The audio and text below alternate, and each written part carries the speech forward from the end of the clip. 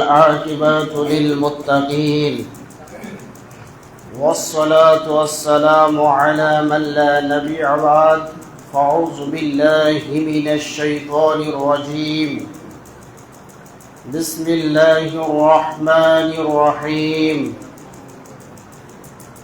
قل هو الله أحد الله الصمد لم يلد ولم يولد ولم يكن له كفوا أحد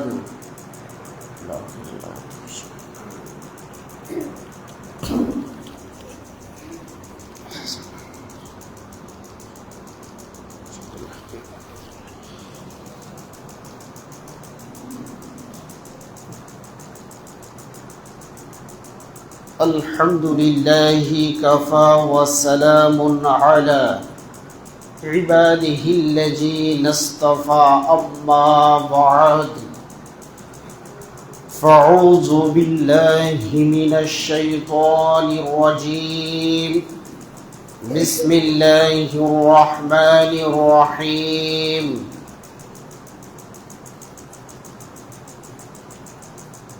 من ذا الذي يقرض الله قرضا حسنا إن تنصروا الله ينصركم بسم الله الرحمن الرحيم قال رسول الله صلى الله عليه وسلم الطهر سطر الإيمان قال رسول الله صلى الله عليه وسلم الحياء شعبة من الإيمان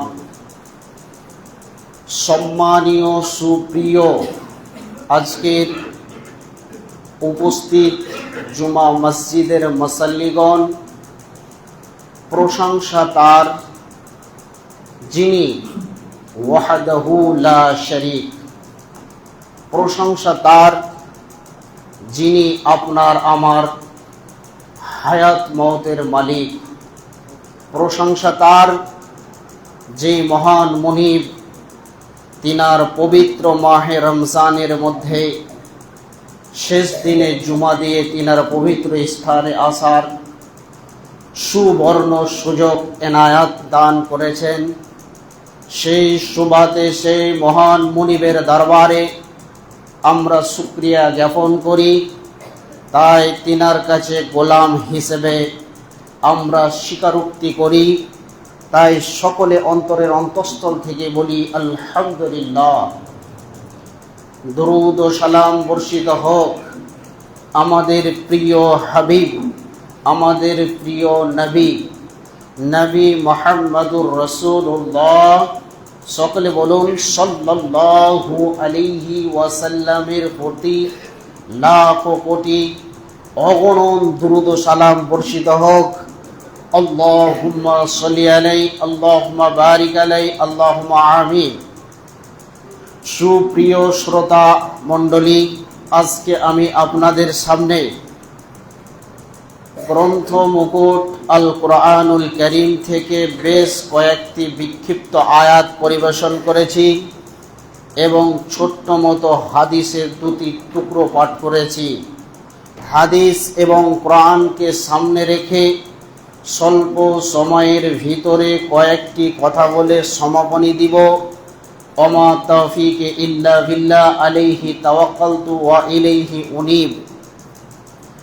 আজকে আমি গুরুত্বপূর্ণ কিছু ভাইটাল কথা আপনাদের সামনে উপস্থাপন করব।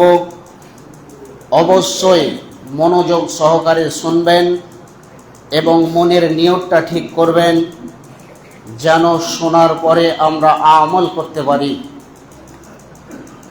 গাদা গাদা জানার নাম ইমানদার নয়, মানার নাম ইমান। ওয়া ক্বালু সামি'না ওয়া আতানা। প্রকৃত ইমানদার, প্রকৃত মুত্তাকি, প্রকৃত মুসাল্লি, প্রকৃত সবচাইতে ভালো মানুষ তো সেই ব্যক্তি যাদের কাছে মহাসত্যের কথাকে পৌঁছানো হয়, যাদের কানে শুনলো সামি'না ওয়া আতানা, শোনার সঙ্গে সঙ্গে ইতাআত করলো, সেটাকে মেনে নিল, তাহলে তারাই হবে মুমিন, তারাই হবে ঈমানদার, তারাই হবে মুত্তাকি। গাদা গাদা শোনার পরেও আমরা যদি আমল না করি, তাহলে সেই লোকটি হবে মুনাফিক, জালেম, ফাসিক, কাফির। কারণ কাফিরেরাও শুনে কোরআন, কাফিরেরাও শুনে রসুলের ইতিহাস, রসুলের জীবনী, কিন্তু যে কাফের বেঈমানের কাছে মহাসত্য পৌঁছানোর পরেও তিনারা হেদায়াত পাননি এবং সেই কোরআন থেকে আলো নেননি, বিধায় তারা বেঈমান, মুনাফিক, কাফের, মুশরিক হয়েছেন। আজকে আমরা নামে মুসলিম, আমরা গরুর মাংস খাই সে বলে মুসলিম, আমাদের খাতনা হয়, মুসলমানি হয়, তার জন্য আমরা মুসলিম। কিন্তু আপনি কি করে মুসলিম দাবি করেন? যেগুলো কানুন, যেগুলো কৌশল, যেগুলো তরিকা আপনাকে আমাকে দিয়েছেন, সে মোতাবিক না চলতে পারলে সেই লোকটি হবে মুনাফিক। মহাসত্যের কথা শুনলো, আমল করলো না, তার একটি বৈশিষ্ট্য, সে হলো মুনাফিক। আজকে আমি যে বিষয় নিয়ে আলোকপাত করতে চলেছি সেটি হচ্ছে কি বিপদ। বিপদ বিপদ বলে একটি শব্দ পৃথিবীর বুকে আছে। বিপদটা কত ধরনের হয়, অনেক ধরনের। এখন বিপদকে নিয়ে কথা বলতে গেলে অনেক সময় লাগবে। বিপদ কয়েক ধরনের হয়, তার মধ্যে আমি কয়টি বলছি। আপনি, আমি, ইনি, উনি, জ্ঞানী, গুণী, শিক্ষিত, অশিক্ষিত, সকলে আমরা এখন বসে আছি, আমরা আনন্দ চিত্তে বায়ান শুনছি। এখনো যদি একটা দুর্ঘটনার খবর আসে, সেটা হলো কি, ধরেন আপনার ছেলেটা বাইরে বেরিয়েছে, কেউ অ্যাক্সিডেন্ট করে দিল বাইকে, এর নাম হলো বিপদ। তাহলে আপনি আর যে দুরেকাত নামাজ ফরজ, এটাও আর পড়তে পারবেন না, কারণ সন্তানের দেহের সঙ্গে আপনার দেহের অজস্র মিল আছে, তার রক্তে, আপনার রক্তে রম্বে রম্বে মিল আছে, আপনি তাকে লালন পালন করেছেন, বিধায় অনেক ব্যথা এবং বেদনা লাগবে আপনাকে, আপনি আর এখানে বসে থাকতে পারবেন না। এই যে একটা বিপদ আসলো, বিপদ অনেক ধরনের হয়। এখন আল্লাহ তাবারাক ওয়া তাআলা কোরআনের মধ্যে বলছেন, যারা এই পৃথিবীর বুকে অসুর ক্ষেত্রা বের করে না, জমিনে যে ফসল উৎপাদন করে, সেই ফসলের শস্য উৎপাদন থেকে তারা কি করে না, সেই খাদ্যদ্রব্য থেকে অসুর ক্ষেত্রা বের করে না, তো আল্লাহ তাবারাক ওয়া তাআলা বলছেন, তখন আমি আসমানের পানিকে বন্ধ করে দিই, এই পানি, আর খবরদার ওই গ্রামে বর্ষণ হবি না। তখন বলছে, চল, আর উপায় নাই, আলেম, ওলামা, ইমাম, হজরত, আউস, কুতুব, গ্রামের মুসাল্লিয়ানরাকে নিয়ে চলো, গিয়ে আমরা কি করি, সালাত আদায় করি, ইস্তেসকার নামাজ পড়ি। তো আল্লাহ তাবারাক ওয়া তাআলা এইরকম বেঈমানদেরকে পানি দিতেন না, ওয়ানা বৃষ্টি দিয়ে তাদেরকে তিলে তিলে শুকিয়ে মারতেন। কিন্তু এই জমিনের উপরে, এই পৃথিবীর উপরে অনেক পশু প্রাণী আছে, তাই আল্লাহ তাবারাক ওয়া তাআলা কি করেন, তাই আল্লাহ তাবারাক ওয়া তাআলা পানি দেন, সুশীতল ছায়া দেন। না তো আশরাফুল মখলুকাত নাম নিয়েছি, আশরাফুল মখলুকাত নাম নিয়েছি, কিন্তু আমাদের কামে, কর্মে, আমাদের ব্যবহারে, আমাদের আচরণে আমাদের নেই। আল্লাহ দিত না আসমান থেকে পানি। তাহলে আসমানের পানি যদি বন্ধ হয়ে যায়, তাহলে পৃথিবীর বুকে চাষি যদি কোদাল দিয়ে, নাঙল দিয়ে খুঁড়ে খুঁড়ে মরে যায়, তারপরও ধান গাছ থেকে ধান বের করার ক্ষমতা হবে না, জও গাছ থেকে জও বের হবে না, গম থেকে গম উৎপাদন হবে না, সব শেষ হয়ে যাবে, কোনো শাক সবজি পৃথিবীর বুকে আর হবে না। বিধায় পশু প্রাণীর জন্য আমরা পানি পাই। এগুলো হয় কেন? অসুর ফেতরা, আল্লাহকে আমরা যখন বাদ দিয়ে দিই, যে অন্য কারোর কাছে দ্বারস্থ হই, তখন এরকম মহাবিপদ আসে। এরপরে এই যে বৃষ্টি না হওয়াটা একটা বিপদ। আপনাকে আল্লাহ অসুস্থ দিয়ে দিল, সুস্থতাই দান করছে না, আরোগ্য লাভ করতে পারছেন না আপনি, তো এই যে একটা বিপদ। এখন আপনার বাবা, আপনার আত্মীয়, আপনার ছেলে মেয়ে, আপনার স্ত্রী, কেউ পরিবারের মধ্যে একজন যদি অসুস্থতায় পড়ে থাকে, আরোগ্য হচ্ছে না, সুস্থ হচ্ছে না, তো একটা টেনশন কাজ করবে। মনুষ্য অবস্থায় চলে গেছে সে লোকটা, মরছেও না আর মরার শেষও হচ্ছে না, আবার বেঁচে আছে তো মরার মতো হয়ে আছে। কোনো জায়গাতে যাচ্ছেন, মনে শান্তি পেছে না তার জন্যে, কখন কোন মুহূর্তে কি হয়ে যায়। এই যে একটি বিপদ, এইরকম ধরনের বিপদ আসতে আছে। তবে পৃথিবীর বিপদকে অপেক্ষা করা যায়, কিন্তু একটি মহা বিপদ আসবে, সেই বিপদের নাম হলো কি? জাহান্নাম। এই জাহান্নামের বিপদ এত খতরনাক বিপদ, জাহান্নামের বিপদ এত খতরনাক বিপদ। এই জাহান্নামের বিপদ থেকে যে বেঁচে গেল, সেই ব্যক্তি হলো সবচাইতে লাভবান এবং সবচাইতে কামিয়াব সাকসেসম্যান ব্যক্তি পৃথিবীর বুকে। আল্লাহ তাবারাক ওয়া তাআলা বলছেন, ইন্নালিল মুত্তাকিনা মাফাজা। আচ্ছা, কিয়ামত এখন হয়ে গেছে না হবে? কিয়ামত এখনো হয়নি, হবে। তো আল্লাহ তাবারাক ওয়া তাআলা তার মুমিন মুত্তাকি বান্দাদেরকে বলতে চাইছেন, মুত্তাকি হবি, মুমিন হবি। তো ইন্নালিল মুত্তাকিনা মাফাজা, মুত্তাকিরা বেঁচে গেছে। তো কিয়ামত এখনো হয়নি, তারপরও মুমিনরা কি হয়েছে? বেঁচে গেছে। তাহলে একজন মুমিন মুত্তাকি হতে গেলে আপনাকে দান খায়রাত, আল্লাহ বহু জায়গাতে বলেছেন, আল্লাযীনা ইউকিমুনাস সালাত ওয়া মিম্মা রাযাকনাহুম ইউনফিকুন। তোমরা কি করো? সালাত প্রতিষ্ঠা করো এবং তোমাদের কাছে যে গচ্ছিত মাল ধন সম্পদ আমি আল্লাহ দিয়েছি, সেগুলোকে তোমরা কি করো? আল্লাহর রাস্তায় ব্যয় করো, খরচ করো। কারণ এ মাল তোমার নয়। আল্লাহ তাবারাক ওয়া তাআলা বলছেন সূরা তাওবার মধ্যে, কি বলছেন? ইন্নাল্লাহ হাশতারা মিনাল মুমিনিনা, ইন্নাল্লাহ, নিশ্চয় আল্লাহ, হাশতারা, তিনি কিনে নিয়েছেন, ইন্নাল্লাহ হাশতারা মিনাল মুমিনিনা আনফুসাহুম ওয়া আমওয়ালাহুম বিআন্না লাহুমুল জান্নাত। আল্লাহ জান্নাতের বিনিময়ে মুমিনের সঙ্গে কি করেছেন? কিনে নিয়েছেন, বিআমওয়ালিহিম ওয়া আনফুসিহিম, তার জান এবং তার মালকে। তাহলে আমরা আল্লাহর কাছে আমাদের জীবনটাকে এবং আমাদের যা সঞ্চিত মাল আমরা কি করব? আল্লাহকে দিয়ে দিব। বিধায় আল্লাহ বলছে বিআন্না লাহুমুল জান্নাত, বান্দা তুমি যখন তোমার জান এবং তোমার মালকে আমাকে দেবে, তখন আমি আল্লাহ তাবারাক ওয়া তাআলা কি করব? তোমাকে আমি জান্নাত দান করব। তখন আমি জান্নাত দান করব। বাইরে মনে হচ্ছে জায়গায় অসুবিধা হচ্ছে, আপনারা একটু চেপে চেপে আগা দিকে চলে আসেন। তো আল্লাহ তাবারাক ওয়া তাআলা বলছেন যে ইন্নাল্লাহ হাসতারা মিনাল মুমিনিনা আনফুসাহুম ওয়া আমওয়ালাহুম বিআন্না লাহুমুল জান্নাত। তাহলে জান্নাতের বিনিময়ে আল্লাহ তাবারাক ওয়া তাআলা বিআমওয়ালিহিম ওয়া আনফুসিহিম, বিআমওয়ালিহিম ওয়া আনফুসিহিম, তাহলে জান আর মালের বিনিময়ে আল্লাহ তাবারাক ওয়া তাআলা আমাদের কিনে নিয়েছেন জান্নাতের বিনিময়ে। অতএব আজকে আমরা কৃপণতা করব না, বখিলতা করব না। আল্লাহ তাবারাক ওয়া তাআলার নবী বলছেন, আস্তাগফিরু, এদিকে অ্যাটেনশন, আস্তাগফিরু লি আখিকুম, তোমরা দোয়া করো। ইয়াসআলুনাকা বিতাসবিহাত, যে লোকটিকে কবরে সমাধি করা হলো তোমার ভাই, তুমি তার জন্য দোয়া করো।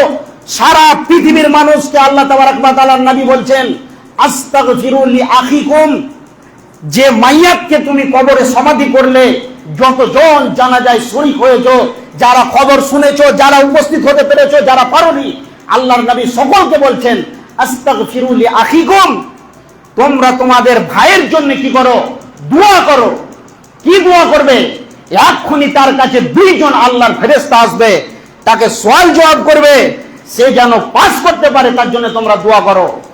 তাহলে একজন মানুষ পৃথিবীর মুখ থেকে চলে গেছে, কাউরি দাদু, কাউরি দাদি, কাউরি নানা, কাউরি নানি, তারা আপনার জন্য কত সাই সম্পত্তি রেখে গেছে, আপনি সেইগুলোকে ভোগ করছেন, আনন্দ চিত্তে দিন কাটাচ্ছেন।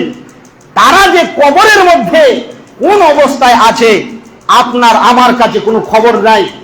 আমেরিকাতে ফোন করেন, এক্ষুনি আপনার সঙ্গে কথা হয়ে যাবে, 5 সেকেন্ডের ভিতরে ফোনটা রিসিভ করলে হয়ে যাবে। আজকে আমি কথা বললাম, একজনের সঙ্গে সদিকা আছে, ঈদের নামাজ হলো তাদের, কালকে আলহামদুলিল্লাহ আমাদের হবে। তাহলে সেই সৌদি যেতে যে প্লেন ঘন্টায় 1000 কিলোমিটার চলে, সেই প্লেনে 6 ঘন্টা লাগছে। 6000 কিলোমিটারের রাস্তা আমার সঙ্গে 30 সেকেন্ডের ভিতরে ওখান থেকে খবর পেয়ে গেলাম। তাহলে এত দূরে থাকা সত্ত্বেও খবর পেলাম।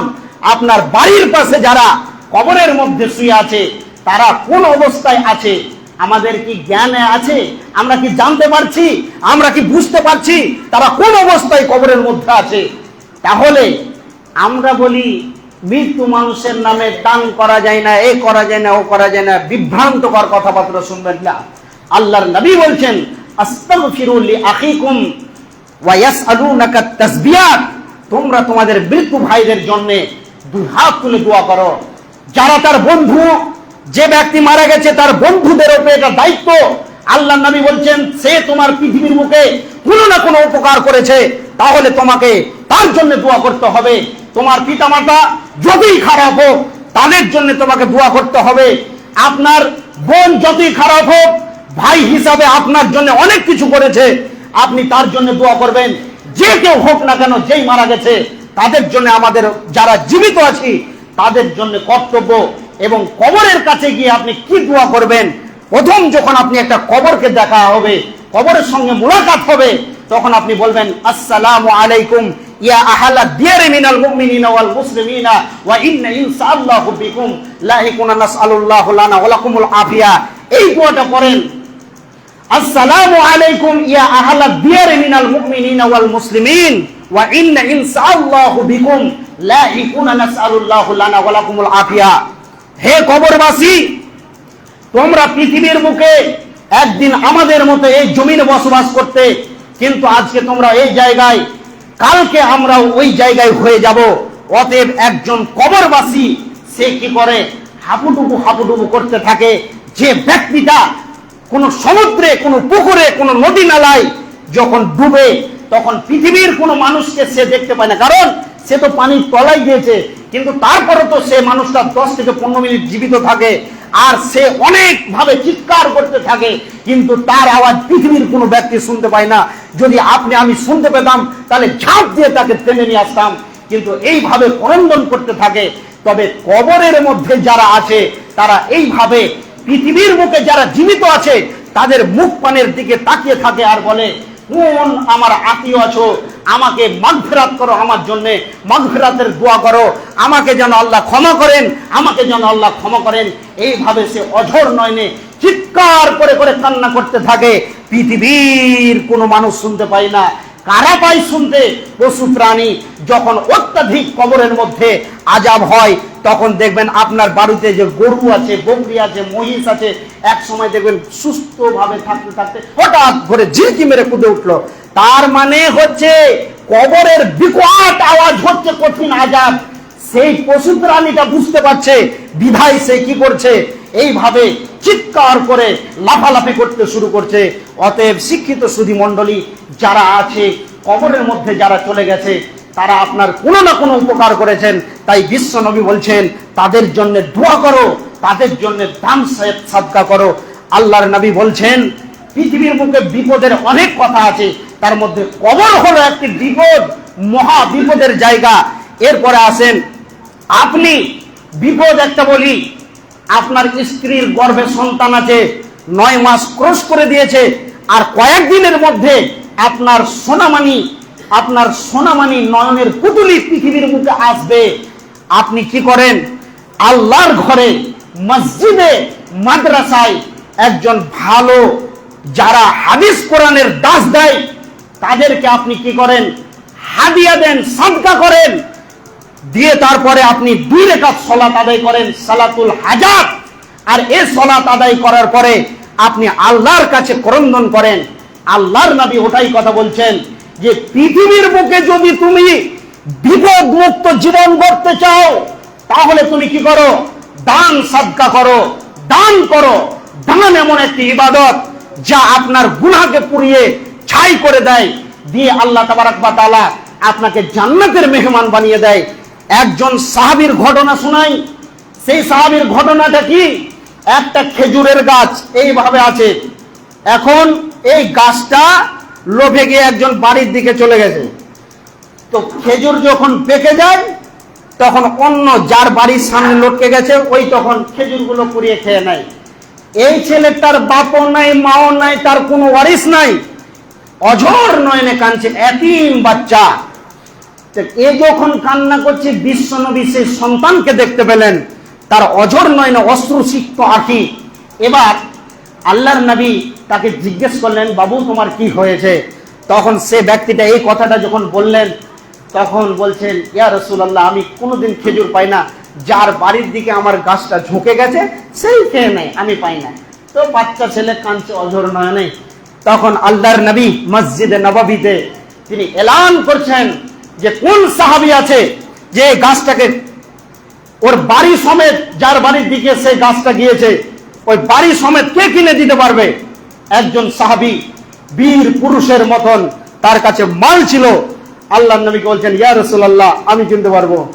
আল্লাহর নবী বললেন, এই খেজুরের গাছটা জান্নাতের ভিতরে এত বড় গাছ হবে, সারা পৃথিবীর মানুষ যদি সে গাছের খেজুর খায় তারপরও শেষ হবে না। জান্নাতটা যত বড় হবে খেজুরের গাছটা তত বড় হবে। আল্লাহর নবী এইভাবে তাকে বললেন। বিশ্ব নবীর মুখ থেকে যে কথাগুলো বের হয়েছে, এটাকে আপনি জানা মানা ছেলে খেলামোর ঘর মনে করিয়েন না, যে এটা বললে তো বললে, কোনো গুরুত্ব নাই। গুরুত্বের জন্য একটা কথা বলছি, উহুদের প্রান্তে বিশ্ব নবী নিজে শরীক হয়েছিলেন। গুরুত্ব বোঝানোর জন্য হাদিসটাকে টেনে নিয়ে আসলাম। একজন বেঈমান বিশ্ব নবীকে একদম টার্গেট করে নিয়েছে, মরতেই হবে, নবীজিকে আজকে সরাতেই হবে। সে টার্গেট করেছে, কোনো দিকে তার চোখ সরছে না, একদম লক্ষ্যবস্তু রসুলের দিকে। আল্লাহর নবী বুঝতে পেরেছেন এই বেঈমান আমাকে লক্ষ্য করছে। এবার আল্লাহর নবী তিনি কি করছেন? আল্লাহর নবী জনাবে মুহাম্মদ রাসূলুল্লাহ সাল্লাল্লাহু আলাইহি ওয়াসাল্লামের সামনে আব্দুর রহমান ইবনে আওফ একটা বর্ষা নিয়ে আছেন। এই মতো বর্ষাটা আব্দুর রহমান ইবনে আওফের হাত থেকে বর্ষাটা রসুল নিয়ে নিলেন। আর বেঈমান রসুলকে দেখছে না, পাই পাই করে রসুলের আশেপাশে ঘুরছে। আল্লাহর নবী বল্লমটা নিয়ে একদম মেরে দিল একটা। শুধুমাত্র তার গলার এই যে ছিলকাটা দেখেন, এই জায়গাটা, এই চামড়াটা ছিলেছে, গতকালকে আমার কেটেছে, কিছু হয়নি। এই চামড়াটা শুধুমাত্র ছিলেছে। এত জোরসে বেঈমান চিৎকার করছে, জিহাদের ময়দানে এত জোর চিৎকার করছে, তার চিৎকারের কারণে কাফের বেঈমানরা বলছে, এই সামান্যটুকু কেটেছে, এত চিৎকার কিসের? এখন বলছে, ভাই তুই দেখছিস আমার সামান্য কেটেছে, আজকে যদি এই ব্যক্তি যদি মুখের থুতু চালিয়ে দিত তাহলে তুই জ্বলে পুড়ে ছাই হয়ে যেতিস। আজকে যে এর যা পাওয়ার, সেই লোকটি জাহান্নামের টিকিট পেয়ে গেল। সে ওই জায়গাতে জাহান্নামের কীট নর্দমার কীট হয়ে জাহান্নামের খোরাক বেনে গেল সামান্যটুকু লাগাতে। তাহলে বিশ্ব নবীকে আপনি তার কথাগুলোকে এরকম মনে করিয়েন না যে আপনার যেমন কথাতে কোনো মূল্য নাই, আপনি যেমন চোর ছেঁচড়ার মতন জিন্দেগি করছেন, সেরকম আপনি মনে করিয়েন না। তিনি যা বলেছেন তাই হবে। বিশ্ব নবী বলেছেন, ওয়া খাতরাতুজ জিনা, যখন পৃথিবী ধ্বংস হবে তখন জেনা ব্যভিচার বেড়ে যাবে। আজকে সমাজের মাটিতে দেখেন, সমাজে কোনো শাসন নাই।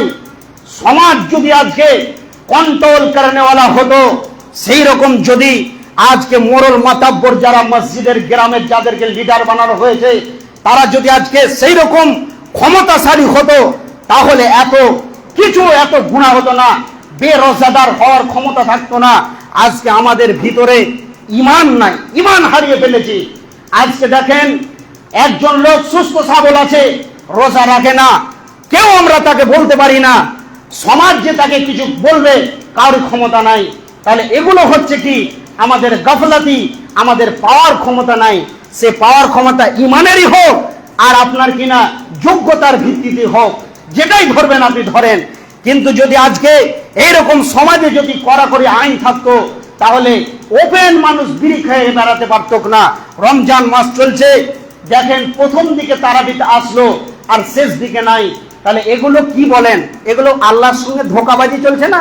এগুলো মুনাফিকি আচরণ নয়? প্রথম দিন আসলো, শেষ তারাবিতে আসলো, মধ্যখানে ফাঁকা। তার মানে একটা ছেলেকে তারাবি পড়ানোর জন্য মোরল মাত্তাপুর দেখেছে, তো বলছে তুমি বলো দেখি তোমার কেরাত কেমন। ঘর ঘর ঘর ঘর করে পড়লো, একটু কেরাত সুন্দর করে, তো যে এ যা পড়ছে 4 ঘন্টা লাগবে, ছাড়ো ওকে ভাগাও। এইভাবে চেঞ্জ করতে করতে আরেকজন আসলো, ও কিন্তু জানে যে সমাজ কেমন, তখন বলছে আলহামদুলিল্লাহ বলছে এই চলবে।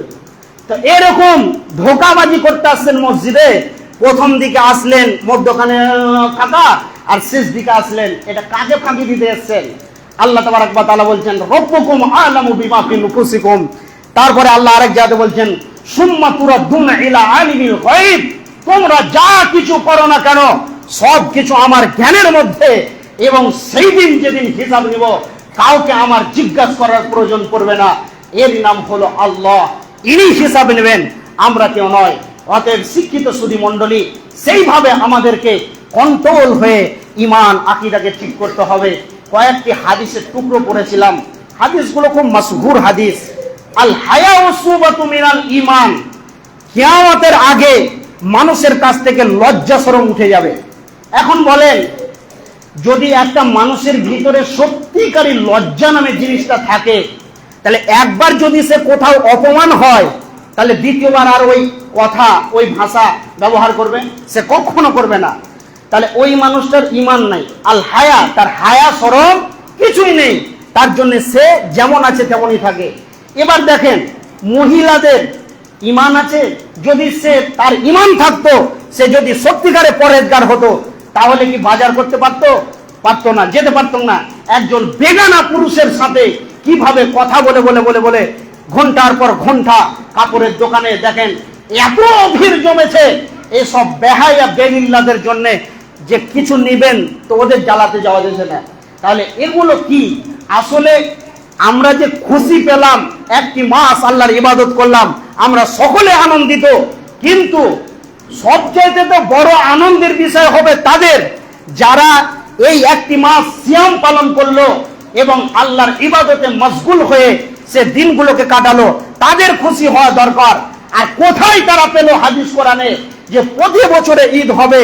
আদা ঈদ, ঈদ শব্দের অর্থ হলো খুশি খুশি, আনন্দ, উৎসবের দিন। সেই আনন্দ আনন্দ আদা ঈদ, এর শব্দের অর্থ হলো বারবার ফিরে আসবে, আসতে থাকবে। পৃথিবী যতদিন ধ্বংস না হবে ততদিন ঈদ কিন্তু হতেই থাকবে।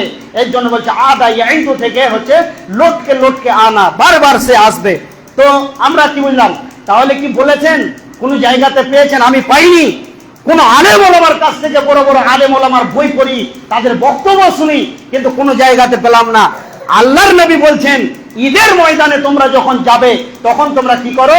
ভালো পোশাকটা পরো, আগে যেগুলো কিনা আছে সেগুলো ভালোগুলো করো, কিন্তু এভাবে বলা হয়নি। আর আজকে সামান্যটুকু নামাজে রোজাতে কিছুতে নেই, আবার ওদের যা ফুটানি মার্কেট করার, মনে হচ্ছে আর কি বলবো ভাই আমার শিক্ষিত সুধী মণ্ডলী। তো আল্লাহর নবী বলছেন যখন শেষ জামানা আসবে তখন মানুষের ভিতর থেকে ঈমান চলে যাবে, ঈমান নামে জিনিসটা আর থাকবে না। অতএব যত দেখবেন যে বেহায়া বেলিল্লাহ, আর আমাদের যদি আমরা যতজন করে বসে আছি, আমরা যদি সুপুরুষ হতাম তাহলে আমাদের মা বোনদেরকে ওপেন এভাবে ছাড়তাম না, আমরা এভাবে ওপেন ছাড়তাম না। কেন? আপনি থাকা সত্ত্বেও আপনার স্ত্রীকে কেন নিয়ে যাবেন আপনি বাজারে? আপনাকে আল্লাহ তাবারক ওয়া তাআলা দায়িত্ব দিয়েছেন, আপনি যাবেন বাজার করতে, যেটা আপনার পছন্দের হবে সেটা আপনি আপনার পরিবারের জন্য নিয়ে আসবেন, তাকে সেটাই সাদরে গ্রহণ করে নিতে হবে। তো তাহলে আজকে আমরা যারা দায়িত্বশীল রয়েছি পরিবারের, তারা কিন্তু বেশিরভাগ এটাকে কি করছি, মানে বেহায়ার সুযোগটা দিয়েছি। তবে আমাদেরকে কি করতে হবে? এগুলো ছাড়াতে হবে, ঈদের ময়দানে নিয়ে যেতে হবে মহিলাদেরকে। তবে এইভাবে আমি 2 বার ঈদের নামাজ পড়লাম এখানে, তো এত খোলা মেলাতে যাচ্ছে, তো মহিলারা তো ফরজ নামাজ এই মসজিদে আদায় করেছেন। যখন সাহাবা ইবনে মাজমাইনরা যারা প্রধানমন্ত্রীর কাজ করেছিলেন, হযরতে আবু বকর, হযরতে উসমান, হযরতে আলী রাদিয়াল্লাহু তাআলা আনহু, এইভাবে জিনারা কি করেছিলেন? খেলাফতের দায়িত্বে ছিলেন। তিনারা যখন দেখছেন যে যদি মসজিদে মহিলারা আসে তাহলে ফিতনা বৃদ্ধি পাবে, তো এই যে খোলা মেলা চলার কারণে, তবে আজকে আমরা ঈদের ময়দানে নিয়ে যাচ্ছি একদম ডিজাইনের শাড়ি, আর এত নোংরা ভাবে যাচ্ছে যে তাদের দিকে দেখলে উজু ভেঙে যাবে। তাদের দিকে চোখ পড়লে হুজু ভেঙে যাবে। তো এরকম জঘন্য করে নিয়ে যাচ্ছে কারা? একটা স্ত্রী, একটা মহিলার মূল্য কত তারা জানে না। একজন মহিলা যদি সুপ্রতিষ্ঠিত মহিলা হয়, তো ওই মহিলার গর্ভে আল্লাহ তাবারাক ওয়া তাআলা ভালো সন্তানের জন্ম দান করেন। তো অনেক লম্বা চওড়া ঘটনা। তা মহিলাদের যদি চরিত্র খারাপ হয়ে যায়, লুচ্চা, গুন্ডা, মদখোর, জুয়াখোর, বেঈমান, চাচোর, কাচ্চোর আর নোংরা মানুষ যারা পৃথিবীর বুকে, একটা পুরুষ তাদের দিকে খারাপ দৃষ্টিতে তাকায়, একটা মহিলাকে নিয়ে তার কল্পনার জগতে নিয়ে অনেক রকম ভাবে, তাহলে ওই মহিলাটা যদি শরীর দেখিয়ে দেখে গোটা মার্কেটে ঘুরে বেড়ায়, তো ওই গর্ভে আল্লাহ ভালো সন্তানের জন্ম দিবে না? তাহলে এখনকার সন্তান গালা দেখবেন, এ মন্না পাড়াকে আর আমি পারলাম না, এত ফ্রি ফায়ার খেলার চাপ, নামাজ ছেড়ে দেখেন বাগানে সব সময় পড়ে আছে। তা এদের বাপ মা গুলো, আমার মন বলছে এদের বাপ মা গুলোর দোষ আছে, এদের বাপ মা গুলোর দোষ আছে। কেন? আমি বলেছি ওয়ালা তারফানহুম আসাকা আদাবান, কথা শুনবে না, চামড়া টেনে দিতে হবে, সব সময় আদবের লাঠি থাকবে। সমাজকে, এই বাড়িকে কন্ট্রোল করতে গেলে আল্লাহ নবী বলছে ওয়ালা তারফানহুম আসাকা আদাবান, সব সময় আপনাকে একটা লাঠি রাখতে হবে আদব শিক্ষা দেওয়ার জন্য। আজকে আমার একটা বললেন কোনটা মরে যাবে, তো মরে গেল তো কি হলো, মরে যা আবার হবে, মরে গেল তো কি হলো, আবার হবে। কিন্তু ওইরকম কুলাঙ্গারকে পৃথিবীর মুখে রাখার কোনো দরকার নাই।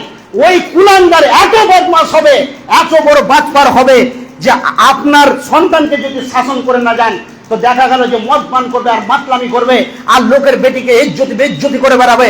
তখন আপনি কবরে শুয়ে থেকে আরো ডান্ডা খাবেন আর বলবেন যে একটা ছেলে কিছু বলিসনি, তো এখন খা, তোর ছেলের জন্য এরকম অবস্থা, সমাজ খারাপ হচ্ছে, আরো আপনার পিঠে চামড়া তুলে দিবে আল্লাহ ফেরেশতারা কবরের মধ্যে। তাহলে এদের বাপ মার শাসন নাই, আর এরাই কোন জঘন্য, এদের কি একটুকু বিদ্যা বুদ্ধি নাই? এদের কি মাথার মগজে কি সোরের পায়খানা ভরা আছে নাকি, যে এতদিন জুম্মাতে বলছি পরিবর্তন হচ্ছে না? কি পাই ওগুলো খেলে? আল্লাহর নবী বলছেন যে খেলাগুলো বসে বসে করা হয় এগুলো সব হারাম। কেরাম বোর্ডে দাঁড়িয়ে দাঁড়িয়ে ট্যাক ট্যাক করে মারছে, তো ওখানে বসে থাকায় লুডু খেলছে, দিনকে দিন বসে বসে বসে বসে খেলছে, তো এগুলো বোধা হচ্ছে শরীরটা। আর তুমি কাবাডি খেলো, ফুটবল খেলো, দৌড়াদৌড়ি করো, এগুলোকে আল্লাহর নবী জায়েজ করেছেন। এগুলো খেলবে তো পুরুষেরা সৈন্যের মতন থাকবে, যখন বেঈমানরা যখন দিন ইসলামের বিরুদ্ধে কথা বলবে, কোরআনের বিরুদ্ধে কথা বলবে, তো শরীরটা থাকবে এমন, এক ঘুষি মারবে তো বেঈমানদের চোখ আকাশ করে দিবে। আর আজকে আমরা বেঈমানদের খেলাগুলোকে নিয়ে বসে বসে বসে বসে ভুতু হয়ে যাচ্ছি, আর কিছু হবে না আমাদের দ্বারা। ইমানও শেষ আর শরীরও শেষ, সারা দিন রাত মোবাইল নিয়ে দেখেন বসে আছে। তো এরকম জঘন্যতম অপরাধ। আর সুপুরুষ তো তারা। তবে আজকে আমি বলে যাচ্ছি, আপনার সন্তানকে যারা বিয়ে করেননি, যারা করেছেন, যাদের স্ত্রী আছে, যাদের নাই, যারা করবেন, তাদেরকে আমি বলতে চাই, স্ত্রী এমন একটা মূল্যবান সম্পদ পৃথিবীর বুকে, যে আপনাকে এত সুন্দর করে তাকে সাজিয়ে রাখতে হবে, এমন ভাবে তাকে বেড়া দিয়ে রাখতে হবে যেন কেউ যেন অ্যাটাক না করতে পারে।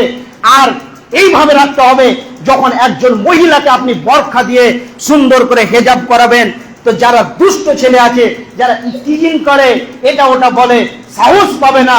আর আপনার মেয়েকে বলতে হবে খবরদার বাড়ি থেকে বের হবি, স্কুল কলেজ ইউনিভার্সিটি যেতে হবে যাবি, কিন্তু কোনোদিন যদি কাউরি কাছ থেকে শুনি যে তোর বেটি অমুক জায়গাতে ভ্যাল ভ্যাল করে কথা বলছে, ভ্যাল ভ্যাল করে তাকাচ্ছে, তো বুঝলে চামড়া টেনে দেবো। এইভাবে সন্তান সন্ততিকে শাসন করতে হবে। এগুলো দেখেন বাইরে চলে গেছে, 5 বছর বাইরে আছে, ও এদিকে প্রতিদিন মনে হচ্ছে নূর মোহাম্মদ আর আব্দুর রাজ্জাক বিন ইউসুফ, আব্দুর রাজ্জাক ভাইয়ের মানে ডেট ফাঁকা আছে জালসা, কিন্তু মোন্নাপাড়ার মহিলাদের ডেট ফাঁকা নাই, প্রতিদিন নতুন নতুন কাপড় পরে মার্কেট ঘুরতেই আছে। এরা পুরুষ না কাপুরুষ? এরা কেমন ভাবে চলাফেরা করে, এদের কোনো খোঁজ খবর থাকে না। এভাবে জঘন্যতম অপরাধগুলোকে বন্ধ করতে হবে। শেষ হচ্ছে দাজ্জালের ফিতনা আসবে কিছু কিছু গ্রামকে দিয়ে, এগুলো একটা ফিতনার ভিতরে, দাজ্জালের ফিতনার মতো। অতএব মহিলারা কেন বাজারে যাবে? আপনি পুরুষ হয়েছেন, কয়েকটা পরিবার বাদে প্রত্যেকটা ফ্যামিলির মহিলারা কেন যাবে ভাই? আপনি নিজেকে কাপুরুষের পরিচয় দিবেন কেন? আল্লাহ তাবারক ওয়া তাআলা আপনাকে এত সুন্দর নিয়ামত দিয়েছেন, আপনার মিজাজের বিগাড় দিবে।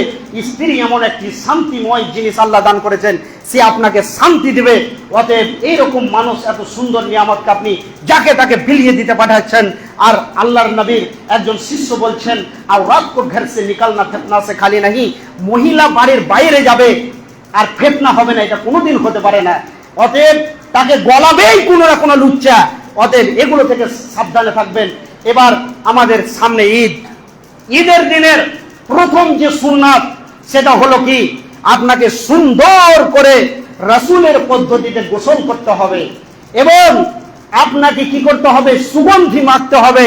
সবচাইতে যেটা ভালো পোশাক আছে সেটা পরিধান করতে হবে এবং আজকে সন্ধ্যা থেকেই মাগরিবের আজান হবে আর সেই সময় থেকে নিয়ে ঈদ হওয়া পর্যন্ত আপনাকে কি করতে হবে, ঈদের সালাতের পূর্বে তারপরেও সারা দিনটা আপনাকে তাকবীর করতে হবে। এই তাকবীরটার নাম হলো তাকবীরে সুন্নাত। আল্লাহু আকবার, আল্লাহু আকবার, লা ইলাহা ইল্লাল্লাহ, আল্লাহু আকবার, আল্লাহু আকবার। এখনই মুখস্থ করলেন ভাই, আল্লাহু আকবার, আল্লাহু আকবার, লা ইলাহা ইল্লাল্লাহ, আল্লাহু আকবার, আল্লাহু আকবার, ওয়ালিল্লাহিল হামদ।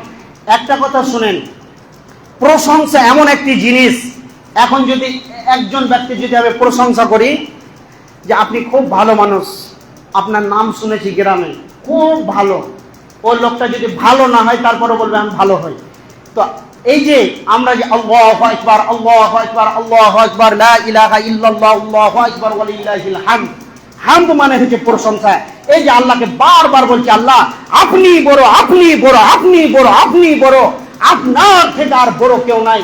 বান্দা যখন বার তার জবান দিয়ে এই স্বীকারোক্তি দিতে থাকবে, তখন আল্লাহ তাবারক ওয়া তাআলা বলবে, আহারে তুমি আমার বান্দা, আমার প্রশংসা করছো, আমার শুকরিয়া আদায় করছো। তো আপনি যদি এইরকম কথাগুলোর উপরে আমল করেন, তাহলে কঠিন কিয়ামতের দিনে যখন বিপদে পড়বেন, তখন আল্লাহকে বলবেন, আল্লাহ অমুক দিন একটি বক্তব্যতে শুনেছিলাম, বারবার তসবিহটা পড়েছিলাম, বিধায় আপনাকে ভয় করে যদি তসবিহ পড়ে থাকি, তাহলে আজকে মহা বিপদ থেকে, জাহান্নাম থেকে মুক্তি দেন।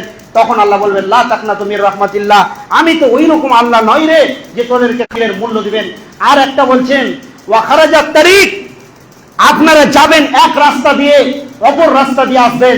যত গাছপালা, পশু প্রাণী আপনার তাকবীরের আওয়াজ শুনবে, সেই দিন আপনার সঙ্গে সাপোর্ট হয়ে সাক্ষী দান করবে আল্লাহর কাছে। অতএব এগুলোকে মনে রাখবেন। আর ঈদের ময়দানে হেঁটে যাওয়ার চেষ্টা করবেন, গাড়িতে নয়, হাঁটতে হাঁটতে যাবেন, তসবিহ তাহলিল করবেন, এটা সব থেকে ভালো রাসূলের তরিকা। অতএব গাড়ি থাক, অন্যদিন আপনি চালান, কোনো অসুবিধা নাই, কিন্তু ঈদের দিনের কথা বলছি, আপনি হেঁটে হেঁটে যাবেন। আর সময়ের দিকে লক্ষ্য রাখবেন, 7:30টার সময় ঈদের সালাত একদম চালু হয়ে যাবে। অতএব আজকে বললাম, মহা বিপদ থেকে একটি মাত্র ইবাদত পার করতে পারে, তার নাম হলো দান, সাদকা। এই যে মসজিদ আপনাদের দেখছেন ভাঙা ফুটা, রং চং কিছু নাই, এখন বর্তমানে যে পরিস্থিতি দেখবেন, এখানটায় শুধু এরকম মসজিদ, বাদ বাকি অন্য জায়গাতে দেখবেন। আর হানাফিদের তো নামাজ রোজা নেওয়া কিছুই জানে না, তারপরে মসজিদের যা রং চং। তো একটা ইবাদত, আল্লাহর ঘর, এই ঘরকে লক্ষ্য রেখে কিছুদিনের মধ্যে ইনশাআল্লাহ কাজ স্টার্ট হবে, চেষ্টায় আছি। তো আপনারা যতদূর পারবেন, আজকে রমজান শেষ, আর হয়তো আমাদের নসিবে জুটবে কি জুটবে না আর মনে হয় জানি না। অতএব একটু সময় লম্বা হলো, আজকে শেষ দিন, কে কি কাজ করবেন জানি না, কিন্তু এই আল্লাহর ঘরে আপনারা দান খায়রাত করবেন বেশি বেশি করে। আজকে শেষ দিন, আমি চাই যে প্রত্যেকে সেইভাবে দান করেন যেন এই দানটাই কঠিন কিয়ামতের দিনে আমাদের নাজাতের জারিয়া হয়ে যায়। আর বেশি কথা বললাম না, একজন ব্যক্তি গ্রামের অসুস্থ আছে, সকলে ওর জন্য দোয়া দিবেন। আমি দোয়াটা পড়ছি, আপনারা আমিন বলবেন। আজবিল বাস রব্বিন নাস ওয়াসিয়ান্তাস সাফি লা সিফা ইল্লা সিফাউকা সিফাআন লা ইউগাদিরু সাকামা লা বাসা তুহুরুন ইনশাআল্লাহ। আল্লাহুম্মা সাল্লি আলা মুহাম্মাদিন ওয়া আলা আলি মুহাম্মাদ কামা সাল্লাইতা আলা ইব্রাহিম ওয়া আলা আলি ইব্রাহিম ইন্নাকা হামিদুম মাজিদ।